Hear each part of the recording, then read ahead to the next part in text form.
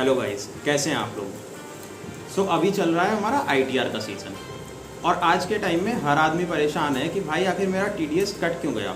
और कट गया तो कट गया, पर जिन लोगों को पता ही था कि भाई कटना ही था, उन्हें ये है कि भाई ज़्यादा क्यों कट गया।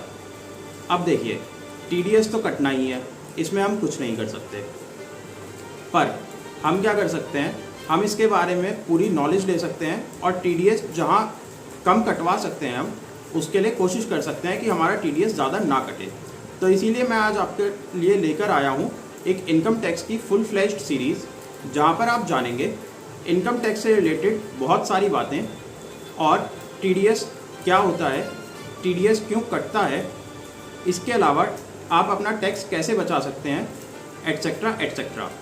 आज है हमारी इस सीरीज़ का पहला एपिसोड, जहाँ पर आप ये जानेंगे कि आखिर टीडीएस क्या होता है और ये टीडीएस आप कैसे चेक कर सकते हैं, फॉर्म 26AS क्या है, आप कहाँ से इसे डाउनलोड कर सकते हैं और आपका टीडीएस ज़्यादा ना कटे इसके लिए आप क्या स्टेप्स फॉलो कर सकते हैं। तो चलिए शुरू करते हैं।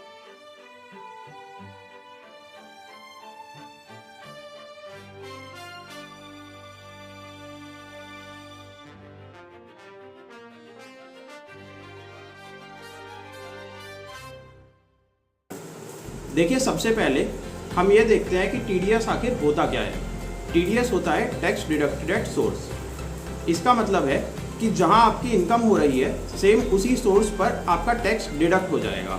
सेम यही कंसेप्ट है टीसीएस का भी। टीसीएस यानी कि टैक्स कलेक्टेड एट सोर्स।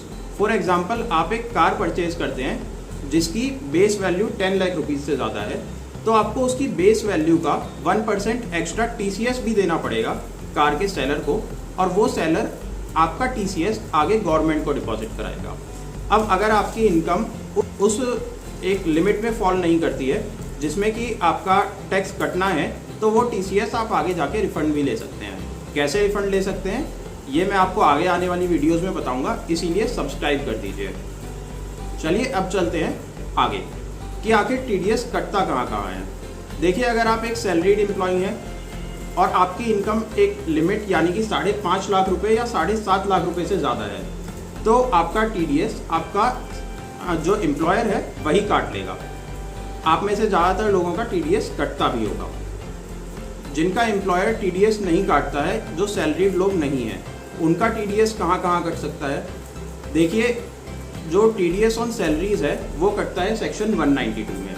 इसके अलावा अगर आप कोई शेयर्स या सिक्योरिटीज़ होल्ड करते हैं और उस पर आपको इनकम होती है डिविडेंड की, या फिर उससे कोई इंटरेस्ट रिसीव करते हैं, तो वहाँ भी आपका टीडीएस कटेगा, जिसका की रेट होता है 10%। इसके अलावा अगर आपने पैसा अपना सेव किया है और बैंक में आपने अपना पैसा सेविंग्स अकाउंट के अंदर या एफडी के अंदर डिपॉजिट कराया है, तो भी आपका टीडीएस कटेगा। उसका भी रेट है 10%। हालांकि एक पर्टिकुलर अमाउंट से ज़्यादा अगर आपका इंटरेस्ट होता है या डिविडेंड होता है या बैंक का जो आपका एफडी का इंटरेस्ट है या सेविंग अकाउंट का इंटरेस्ट है, जब वो एक लिमिट को क्रॉस करता है उसके बाद ही टीडीएस कटने की लायबिलिटी आपके ऊपर आती है।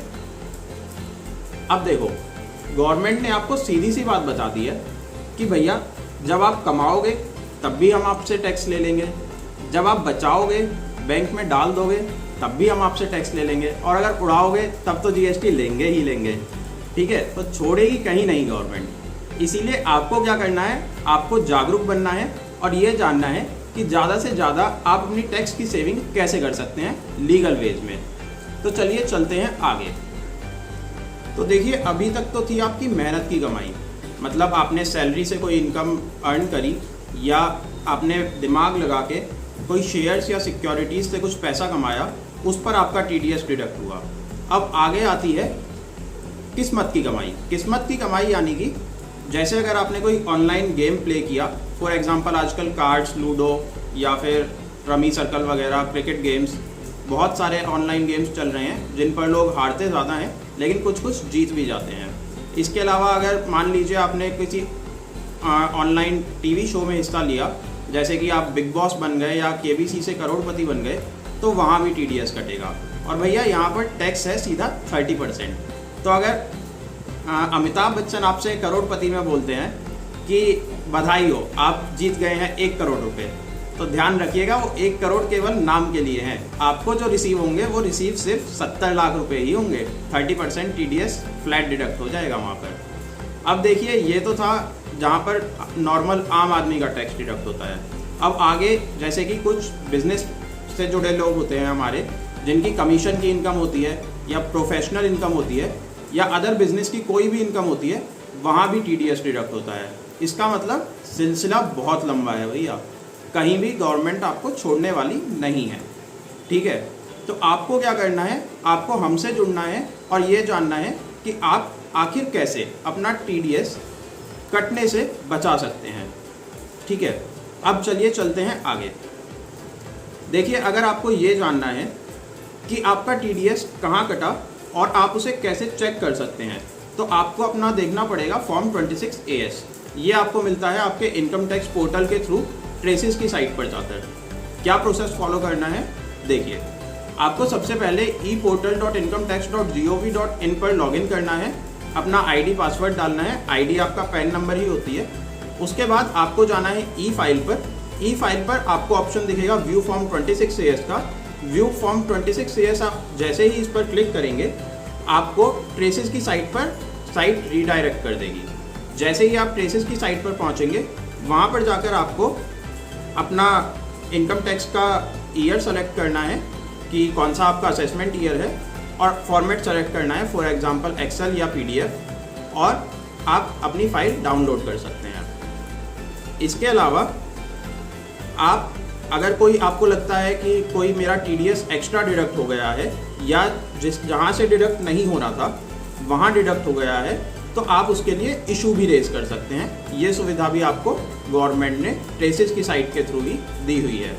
तो देखो, गवर्नमेंट ने बहुत सुविधाएं दी हुई हैं, आप चिंता मत कीजिए, आपको केवल जागरूक बनना है। ठीक है, चलिए चलते हैं आगे। तो अब हम देखेंगे कुछ ऐसे स्टेप्स जिनसे कि आप अपना TDS एक्स्ट्रा डिडक्ट होने से बचा सकते हैं। देखिए, अगर आप एक सैलरीड एम्प्लॉय हैं तो आपका एम्प्लॉयर आपको हर फाइनेंशियल ईयर के स्टार्टिंग में या फिर जब भी आप कोई जॉब चेंज करके नई जॉब ज्वाइन करते हैं, तो आपको एक फॉर्म देता है जिसमें आपको अपनी सारी डिडक्शंस या फिर जो भी आपने अलाउएबल एक्सपेंसेस इनकर किए हैं उस फाइनेंशियल ईयर में, या आप आगे उस फाइनेंशियल ईयर में उन एक्सपेंसेस को इनकर करेंगे, या आपने कोई इन्वेस्टमेंट्स करी हैं जिनकी डिडक्शंस आप क्लेम करना चाहते हैं, तो आप उसकी डिटेल्स अपने एम्प्लॉयर को उस फॉर्म में दे सकते हैं। ठीक है, अब अगर आपको कोई इंटरेस्ट या डिविडेंड की इनकम रिसीव होती है किसी शेयर्स या सिक्योरिटीज़ के थ्रू, तो जिन शेयर्स या सिक्योरिटीज़ के थ्रू आपको आपकी इनकम रिसीव हो रही है डिविडेंड या इंटरेस्ट की, आप उस कंपनी को रिक्वायर्ड फॉर्मेट में डिटेल्स दे सकते हैं कि आपने उस इनकम को अर्न करने के लिए क्या क्या एक्सपेंसेस इनकर किए हैं। उन एक्सपेंसेस को कंसीडर करने के बाद ही जो कंपनी है वो आपका TDS डिडक्ट करेगी उस डिविडेंड या इंटरेस्ट की इनकम पर। अब देखिए, अगर आपको कोई अदर इनकम होती है किसी रिकॉग्नाइज्ड सेक्टर से, फॉर एग्जांपल आपको इंटरेस्ट की इनकम हो रही है बैंक से, आपने FD कराई किसी भी बैंक में और आपको एक इंटरेस्ट की इनकम अर्न हो रही है वहाँ से, तो वहाँ पर भी आप अपना TDS डिडक्ट होने से बचा सकते हैं। अगर आप सीलिंग लिमिट में फॉल नहीं करते हैं और आप एक इंडिविजुअल हैं, तो अगर आपकी इनकम लेट से 5.5 लाख रुपए या 7.5 लाख रुपए से कम है, तो आप बैंक को अपना फॉर्म 15G या H सबमिट कर दीजिए और वो आपका TDS डिडक्ट नहीं करेंगे। इसके अलावा अगर आप एक बिजनेसमैन हैं और आपको किसी दूसरे बिजनेस से कमीशन की इनकम होती है, आप कोई भी ऐसी सर्विस प्रोवाइड कराते हैं, ब्रोकरेज सर्विस, जिसके बदले में वो दूसरा बिजनेस आपको कमीशन प्रोवाइड करता है, या फिर आप कोई अदर बिजनेस करते हैं जिसमें आपको प्रोफेशनल इनकम होती है या कोई अदर बिजनेस इनकम होती है और उस पर आपका TDS डिडक्ट हो रहा है, लेट से 194H के अंदर TDS डिडक्ट हो रहा है या 194C कॉन्ट्रैक्ट्स के अंदर TDS डिडक्ट हो रहा है या 194J में TDS आपका डिडक्ट हो रहा है, तो आप क्या कर सकते हैं, आप AO के द्वारा अप्रूव्ड एक फॉर्म होता है फॉर्म 197, जो कि फॉर्म होता है लोअर TDS डिडक्शन का सर्टिफिकेट, उसको सबमिट कर सकते हैं अपने डिडक्टर को, यानी कि वो पर्सन जो आपका TDS डिडक्ट करने के लिए लाइबल है, जो आपका TDS डिडक्ट कर रहा है, आप उन्हें अपना फॉर्म 197 दीजिए और वो लोअर रेट पर, या अगर उसमें नील रेट अप्रूव्ड है तो उस रेट पर आपका TDS डिडक्ट करेंगे। ठीक है, अगर आपको यहाँ पर कोई भी डाउट है तो आप हमसे कमेंट करके पूछ सकते हैं। अब चलिए चलते हैं हमारे बोनस पॉइंट पर। आज का देखिए बोनस पॉइंट मैं आपको आज ये बताने वाला हूँ कि अगर आप कोई भी प्रॉपर्टी के बिजनेस में या प्रॉपर्टी के बिजनेस में अगर आप नहीं भी हैं, आप एक नॉर्मल इंडिविजुअल हैं या आपका कोई अपना बिजनेस है और अब आप एक इन्वेस्टमेंट करना चाहते हैं प्रॉपर्टी में, आप प्रॉपर्टी परचेज करना चाहते हैं या फिर आपकी कोई ऑलरेडी प्रॉपर्टी है और आप उसे सेल करने वाले हैं और उस प्रॉपर्टी की जो वैल्यू है, कि जो स्टैम्प ड्यूटी वैल्यू है, SDVB जिसे हम बोलते हैं, वो वैल्यू 50 लाख को क्रॉस करती है। तो आपको क्या करना पड़ेगा, एज अ बायर आपको उस 50 लाख की प्रॉपर्टी से 50 लाख से ज़्यादा की वैल्यू पर TDS डिडक्ट करना पड़ेगा। यानी कि फॉर एग्जांपल जैसे मान लीजिए आपने एक फ्लैट परचेज किया है जिसकी वैल्यू आज की डेट में 1 करोड़ रुपए है, तो आपको क्या करना है, उस 1 करोड़ में से अपना 1 लाख रुपए का TDS डिडक्ट करके गवर्नमेंट को डिपॉजिट कराना है और जो सेलर है उसे 99 लाख की रिमेनिंग पेमेंट करनी है। आपने 1 करोड़ का फ्लैट लिया है, 1 लाख का TDS डिडक्ट कीजिए, उसके बाद 99 लाख की रिमेनिंग पेमेंट सेलर को कर दीजिए। इसमें सेलर को कोई आपत्ति नहीं होगी, आप सेलर को भी ये वीडियो दिखा सकते हैं और वो मान जाएंगे। ठीक है, अगर आपको कोई भी इससे जुड़ी और इन्फॉर्मेशन चाहिए तो आप कमेंट्स में हमसे पूछ सकते हैं। देखिए ये जो सेक्शन था ये एग्रीकल्चरल लैंड के अलावा हर एक प्रॉपर्टी जो इमूवेबल है उस पर अप्लाई होता है, चाहे आप कोई भी कमर्शियल शॉप परचेज कर रहे हैं या रेजिडेंशियल लैंड या कोई प्लॉट या फ्लैट परचेज कर रहे हैं। ठीक है, तो ये आज की डेट में आप ध्यान रखिएगा। इसके अलावा मैं आपको एक और बोनस पॉइंट आज बताने वाला हूँ। देखिए सरकार ने क्या किया, सरकार ने अगर आप पैसा कमाएंगे वहाँ TDS काट लिया, अगर आप पैसा बचाएंगे बैंक में रखेंगे उस पर आपको इंटरेस्ट मिलेगा, वहाँ भी TDS काट लिया। इसके अलावा अगर आप उड़ाएंगे तो वहाँ तो GST है ही है, मैंने आपको बताया था।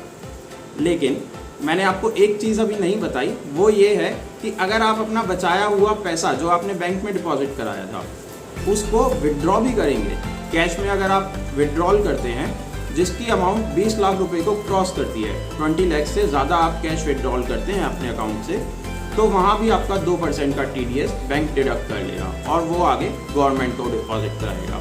मतलब कहीं भी आप सेव नहीं होने वाले हैं। अगर आपको सेव होना है तो आपको जागरूक बनना पड़ेगा और जानकारी लेनी पड़ेगी। ठीक है, तो ये था हमारा आज का वीडियो। अब अगली वीडियो में मैं आपको बताऊंगा कि अगर TDS एक्स्ट्रा डिडक्ट हो गया है तो आप अपना रिफंड कैसे ITR फाइल करके क्लेम कर सकते हैं और कैसे ज़्यादा से ज़्यादा इन्वेस्टमेंट्स करके आप आगे के लिए अपनी इनकम सेव कर सकते हैं, एक फिक्स्ड इनकम अपनी बना सकते हैं, वो भी ऐसी इनकम जिस पर आपको कोई TDS डिडक्ट नहीं होगा और कोई टैक्स भी आगे नहीं देना होगा। ऐसी काफ़ी सारी इन्फॉर्मेशन मैं आगे आने वाले एपिसोड्स में आपको देने वाला हूँ, तो सब्सक्राइब ज़रूर कर लीजिए और अगर आपको ये वीडियो अच्छी लगी है तो लाइक कीजिए और इस इन्फॉर्मेशन को बाकी दोस्तों के साथ भी शेयर कीजिए। बने रहिए हमारे YouTube चैनल पर, हम जल्दी वापस लौटेंगे एक नई वीडियो के साथ। Till then, take care, stay healthy and wealthy.